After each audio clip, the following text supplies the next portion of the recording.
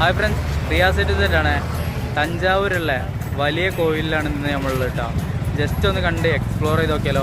തുടങ്ങി இந்த இருவர் தவிர இங்கே சுகமாய் இருப்பவர் யார் காட்டு.